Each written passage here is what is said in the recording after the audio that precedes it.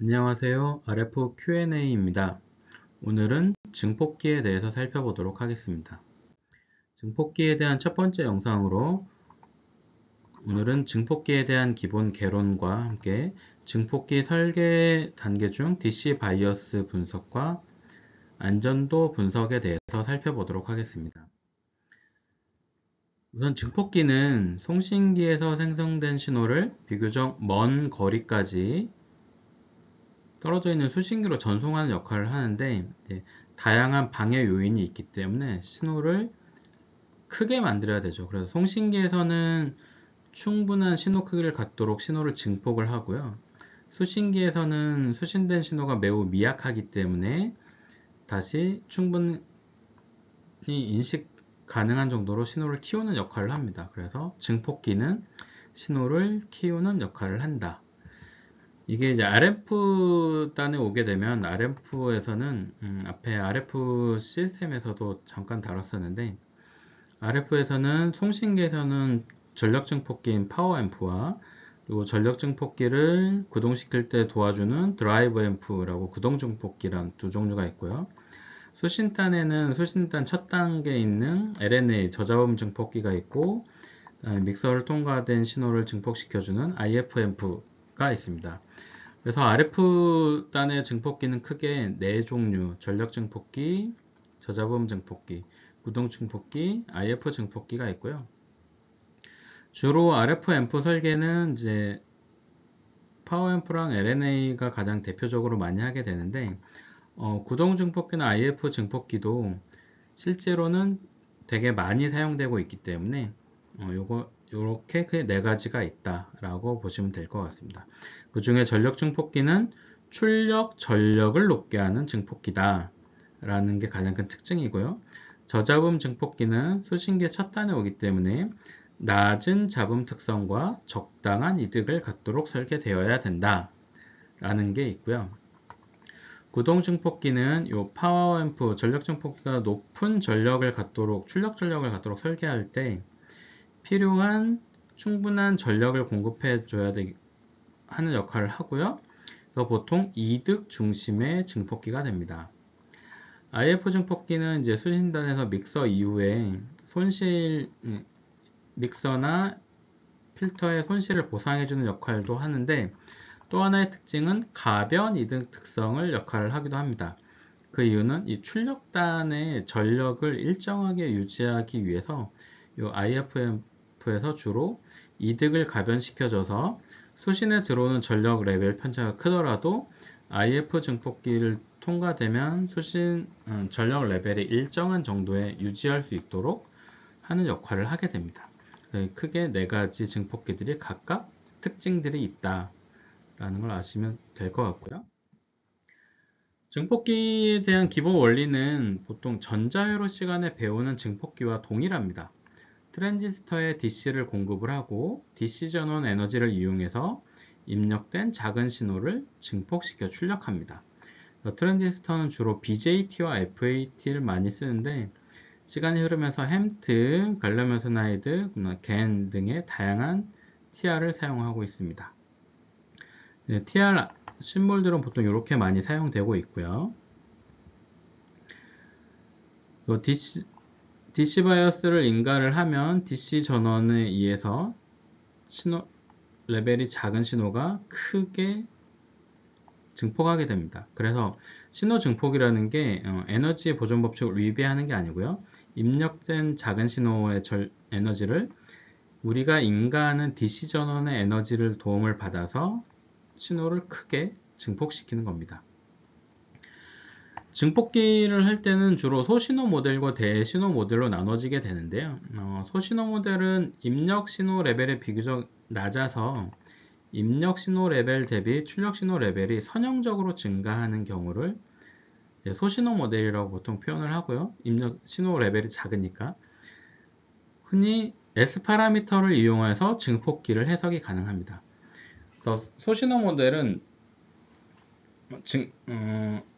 TR을 이용한 능동회로지만 수동소자처럼 입력과 출력이 선형적으로 변해서 S 파라미터를 이용해서 해석도 가능하다라는 겁니다. 주로 입력 레벨, 신호 레벨이 낮은 LNA나 드라이버 앰프, IF 앰프에 주로 적용이 되고요. 두 번째, 대신호 모델은 신호가 큰 거겠죠. 신호가 크고 신호가 큰 증폭기는 주로 파워 앰프입니다.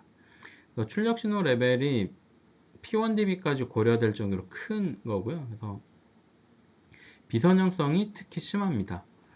S 파라미터 외에 비선형 모델이 추가되어야 되고요. 파워 앰프 할 때 주로 사용됩니다.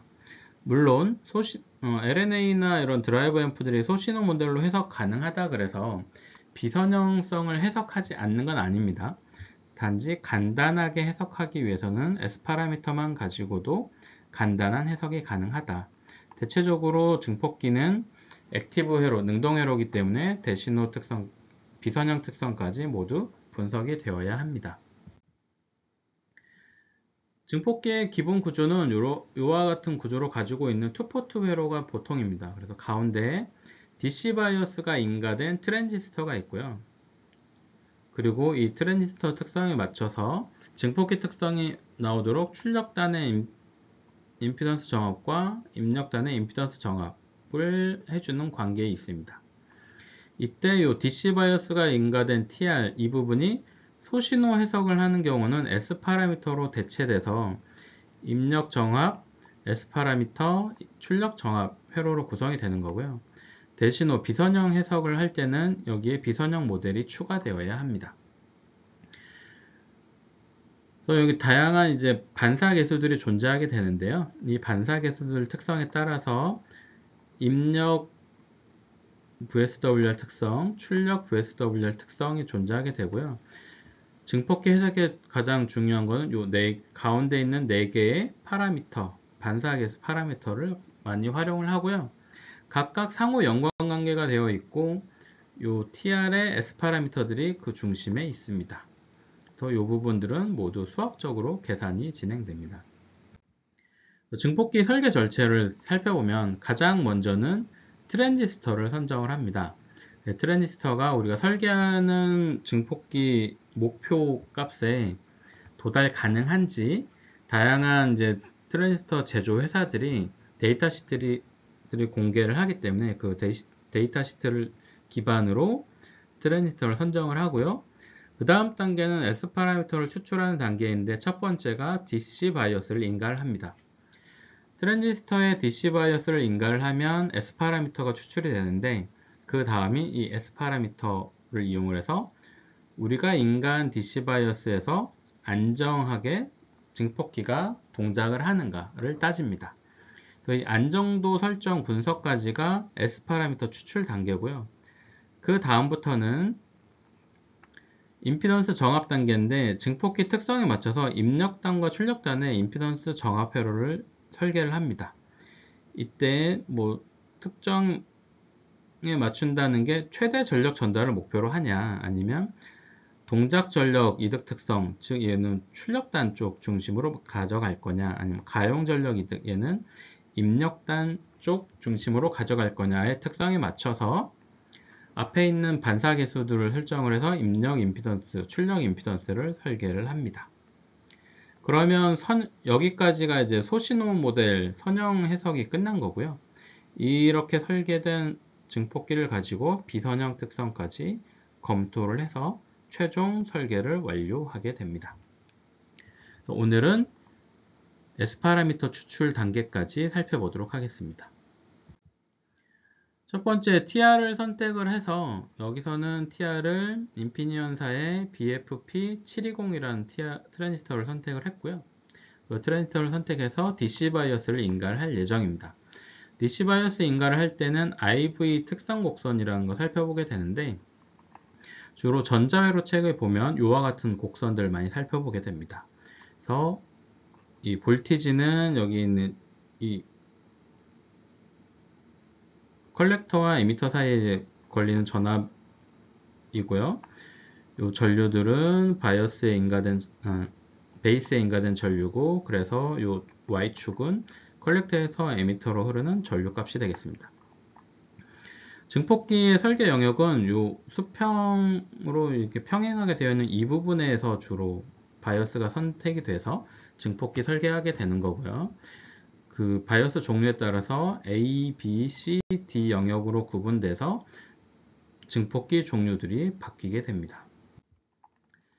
A 영역은 저잡음 증폭기처럼 낮은 잡음과 저전력의 응용 분야에 주로 씁니다. 인가 전압이 낮고 소비 전류도 작아서 저전력 응용 분야인 거고요. 이러면 이득이 좀 낮기도 하지만 전류가 적게 들기 때문에 잡음도 낮아진다 라고 볼 수 있습니다. B 영역은 이득은 전압은 적게 쓰는데 전류가 많이 들죠. 그러면 보통 비슷한 전력 소모, 저잡음 특성이 유지되면서 이득을 좀 더 높게 할 때 사용된다 라고 볼 수 있습니다. 이 전류를 높게 낮게 하는 것은 바이어스 전류 전압, 베이스에 인가된 전류를 조절을 해서 소모 전력을 이제 제어를 하게 됩니다. C 영역은 인가된 전압도 높고 흐르는 전류도 높습니다. 그래서 이득도 높습니다. 그래서 이 경우는 송신기에 사용되는 전력 증폭기 중 클래스 A라는 A급 증폭기에 주로 사용되는 영역입니다. 다음 D는 전압은 높은데 전류는 작죠. 이 경우는 트랜지스터를 하나만 쓰는 게 아니라 위쪽으로 갔다가 반대편도 활용할 수 있도록 구성하는데요. 이런 부분들을 보통 푸시풀 회로라고 얘기합니다. 그래서 효율이 중요한 스위칭 형태의 전력 증폭기에 사용되는 바이오스 조건이라고 볼 수 있습니다. 여기서는 주로 기본적인 증폭기에 대한 설계이기 때문에 A 영역에 대해서 중심을 두고 이제 증폭기 설계를 진행을 해 보도록 할 예정입니다.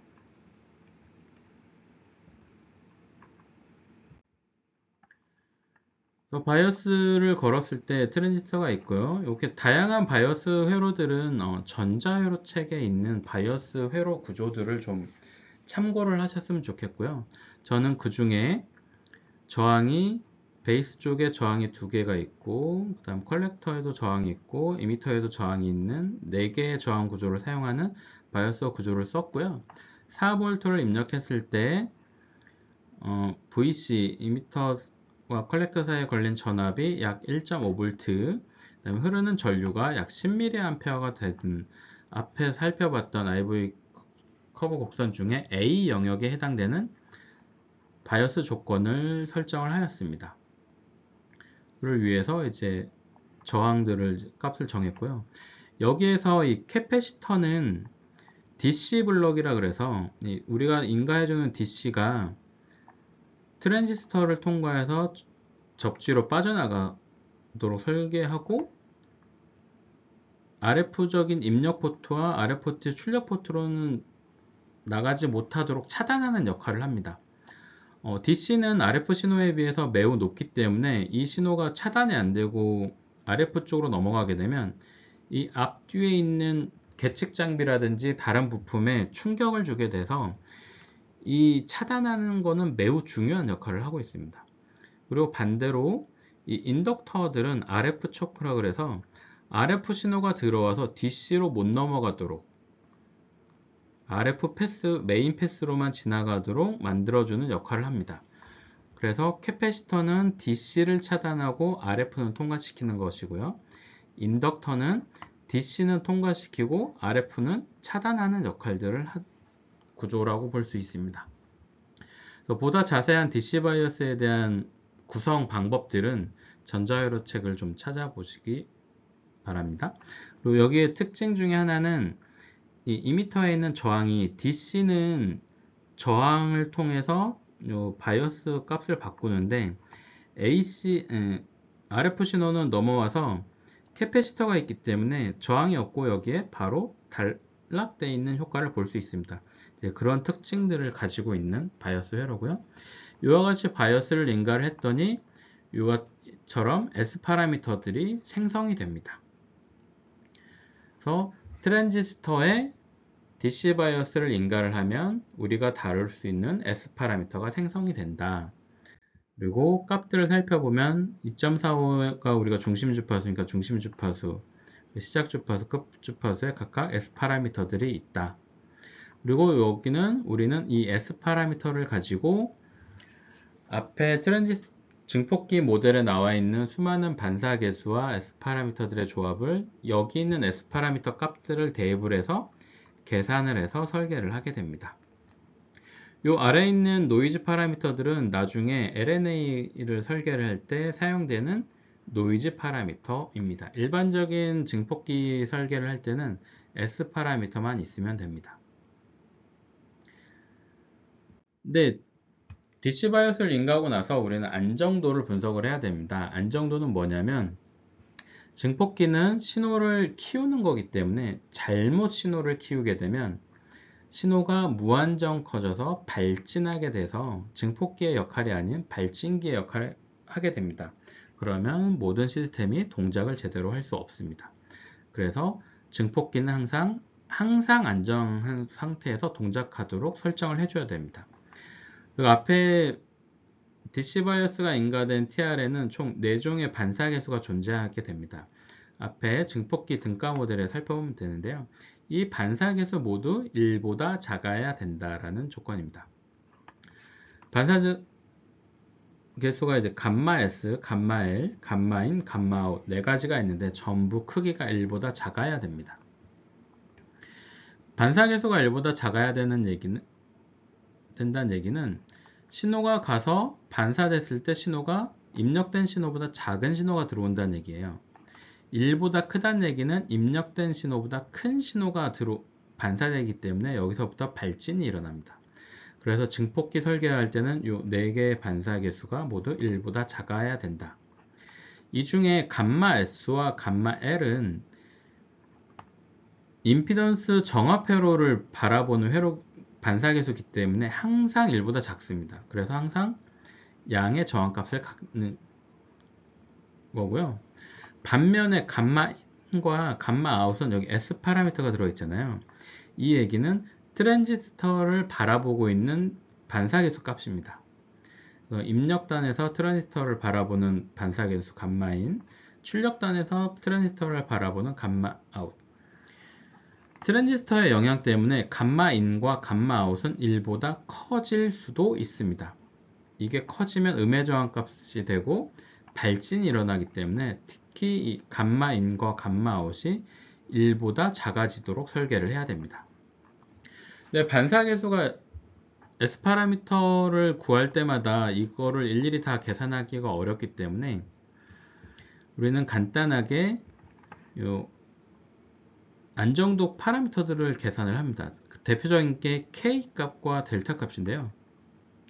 K 값은 이와 같이 계산이 되고 델타 값이 이와 같이 계산이 됩니다. 그래서 K가 1보다 크고 델타가 1보다 작으면 무조건 안정. 이 바이어스 조건에서 트랜지스터는 무조건 안정 조건이다. 마음 놓고 설계를 해도 된다 라고 해서 이렇게 있는데, 보통 시뮬레이션 툴을 이용해서 설계를 할 때는 K와 델타가 아니라 K와 B1 파라미터를 확인을 하게 됩니다. 그래서 K가 1보다 크고 B1이 0보다 크면 무조건 안정이다 입니다.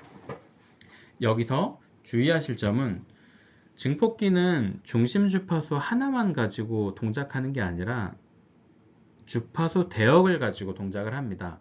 그렇기 때문에 이 안정도 조건은 증폭기가 동작하는 모든 주파수 대역이 다 만족하도록 설계를 해야 됩니다. 여기서는 과정을 좀 설명드리기 위해서 중심 주파수 2.45 중심 주파수 하나만 가지고 일단 살펴보도록 하겠습니다. 앞에 살펴봤던 것처럼 이제 안정도 파라미터 K와 B1을 살펴보게 되면 왼쪽은 우리가 S 파라미터를 가지고 계산한 값인 거고요.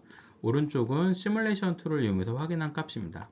K 값이 0.4833, 그래서 K 값이 0.4833에서 1보다 작다. 그래서 무조건 안정이 아니라 조건부 안정이다.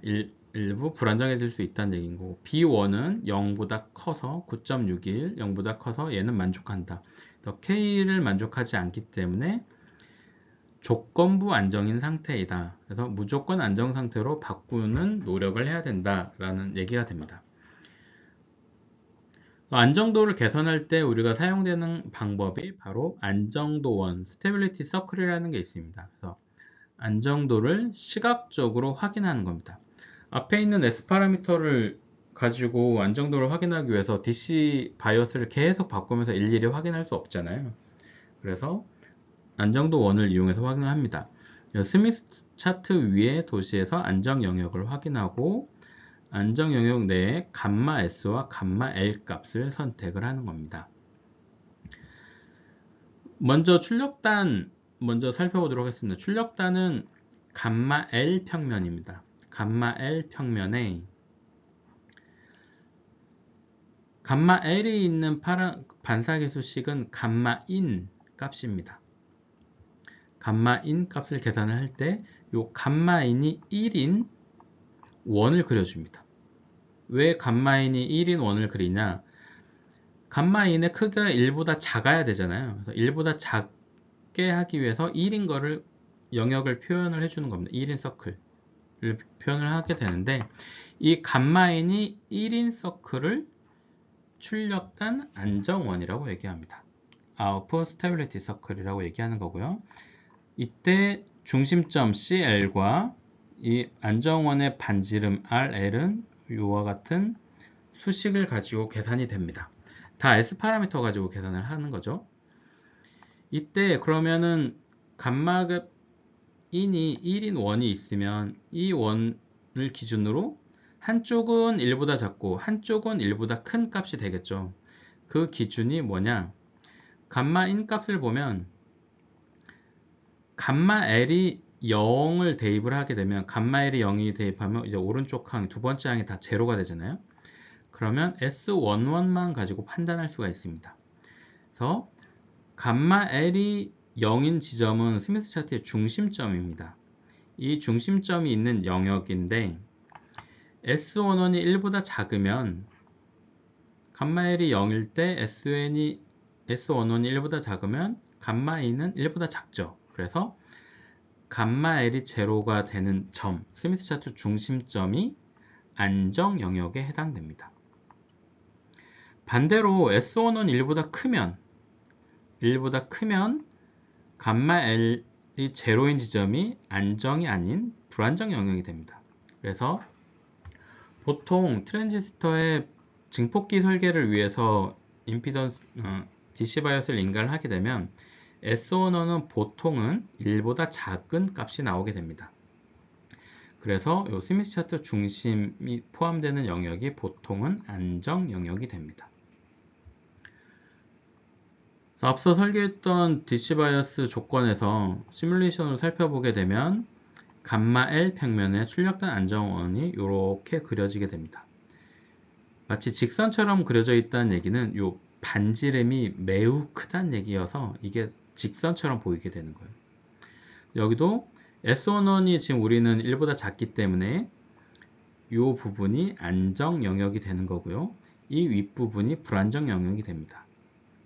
그래서 임피던스 매칭을 하기 위해서 감마 L을 선택을 하는데 감마 L을 이 아래쪽에서 선택을 해야 되는 거고요. 안정 영역을 왜 살펴보냐면 DC 바이오스가 외부 영향에 의해서 흔들리는 경우들이 종종 발생합니다. 그래서 내가 특성을 좋게 하기 위해서 선택하다 보니 감마 L이 이 부분에 있다. 그럼 DC 바이오스 영역이 외부 영향에서 흔들려서 살짝 넘어갔다 돌아오면 이 살짝 넘어간 순간 증폭기는 증폭기의 역할을 못하고 발진 나게 됩니다. 발진은 아주 자그마한 신호라도 발진이 발생하면 그거를 멈추기가 쉽지가 않아요. 그래서 이런 것 증폭기 설계를 할 때는 안정 특성을 항상 살펴보는 겁니다. 자, 감마 L은 이제 이런 식인 거고요. 감마 S 입력단은 그럼 어떻게 하냐? 입력단은 반대로 감마 S가 있는 반사계수는 감마 아웃입니다. 그래서 여기서도 감마 아웃이 1인 원을 그려요. 그럴 때 감마 S가 0인 점을 기준으로 S22도 1보다 작으면 감마 S가 제로인 지점이 안정 영역이 되는 겁니다. 이때 감마 아웃이 1인 서클의 중심점과 반지름도 이와 같은 수식으로 정해지는 거고요. 원리는 동일합니다. 그래서 여기서도 여기에 있는 감마 S 값을 선택을 해서 입력단 매칭에 사용되는 겁니다. 입력단 안정원을 살펴봤더니 앞에 바이어스 인간경을 보면은 안정원이 이렇게 파란색으로 이렇게 그려져 있습니다. 얘는 좀 더 곡선처럼 보이죠? 그리고 좀 더 중심에서 좀 더 멀리 있는 것을 볼 수 있습니다. 어쨌든 앞에 살펴봤던 K 값이 1보다 크지 않아서 무조건 안정이 아니라 잠재적인 불안정 영역이 존재한다 라는 걸 시각적으로 확인을 하였고요. 증폭기 설계할 때는 무조건 스미스 차트 내는 무조건 다 안정이 되도록 설계를 해 주셔야 돼요. 그래서 얘를 어떻게 하면 밖으로 밀어낼 것이냐 인데, 가장 대표적인 게 저항을 추가하는 겁니다. 저항을 추가하게 되면 저항에서 전력 손실이 발생하기 때문에 이득이 줄어들거나 성능이 감소합니다. 그 성능이 감소하는 것을 이용을 해서 무조건 안정 조건으로 바꿔주는 겁니다. 그래서 감마 L은 이제 요와 같은 안정원이 있었는데 요 저항 50옴을 추가를 하면 안정원이 스미스 차트 밖으로 밀려나는 걸 확인할 수 있습니다. 그리고 출력단에만 저항을 추가했음에도 불구하고 입력단 또한 안정원 서클이 스미스 차트 밖으로 밀려나는 걸 볼 수 있습니다. 즉, 요 저항을 추가함으로써 전체 S 파라미터가 변화되면서 항상 무조건 안정이 되는 조건이 만들어지게 된 겁니다. 그럼 이 저항 값은 어떻게 추가를 하냐? 보통 이 감마 S 값 같은 경우는 요 서클이 있는데, 요 서클에 해당하는, 이게 임피던스 서클이잖아요. 임피던스 서클에 해당하는 저항을 입력단이기 때문에 입력에 임피던스니까 직률로 추가를 해주면 요 효과를 볼 수 있고요. 이 값이 지금 약 0.3이기 때문에 한 15옴 정도를 입력에다 추가하면 동일한 효과를 볼 수 있습니다. 여기 같은 경우 55옴으로 출력단에 했는데, 출력단이라고 하는 거는 감마 L 평면에 이와 같이 서클, 요 안정원과 인접한 서클을 했는데 단위원이죠. 그래서 50옴을 추가했더니 이와 같은 현상을 볼 수 있는 겁니다. 여기서는 이제 서셉턴스, 어드민턴스 차트를 활용할 수 있는데, 어드민턴스 차트를 활용한 경우는 병렬로 저항을 추가해주면 동일한 효과를 볼 수 있습니다. 여기서는 가장 간단하게 출력단에 50옴 저항을 추가해서 한 거고요. 보통 증폭기를 설계할 때 저항을 추가하게 되면 입력단이 아니라 출력단에 저항을 추가해서 안정도를 계산합니다. 그 이유는 입력단에 저항을 추가하게 되면 저항에서 발생하는 노이즈가 증폭기를 통해서 증폭돼서 출력단으로 전달되기 때문에 얘는 전체 시스템에 안 좋은 영향을 미칩니다. 그래서 가능한 저항을 추가하는 경우는 출력단에 추가해서 안정도를 개선을 하게 됩니다. 이렇게 바뀌었을 때 그럼 안정도 값이 어떻게 바뀌었냐? K 값이 1 이상이 되고요. B1 값은 0 이상이 되는 것을 만족할 수 있습니다. 그리고 그때 이 S 파라미터들은 앞에 안정도 개선이 되지 않은 것과 변화된 S 파라미터들을 갖고 있는 걸 확인할 수 있습니다. 여기서는 안정도 개선을 시각적으로 좀 더 직관적으로 보기 위해서 저항을 추가했는데요. 실제 실무에서는 저항을 가지고 사용하지 않고 에미터 부분에 인덕터, 약한 인덕터를 추가해서 안정도를 개선하는 경우가 대부분입니다. 그래서 실무에 가서 저항을 추가하는 경우는 많이 혼나는 경우가 발생할 수 있기 때문에 이 내용은 이론적으로만 참고를 하시고요. 실무에서는 좀 더 실무적인 설계 방법을 활용해 보시길 바랍니다. 네, 오늘은 여기까지 이상 마치도록 하겠습니다.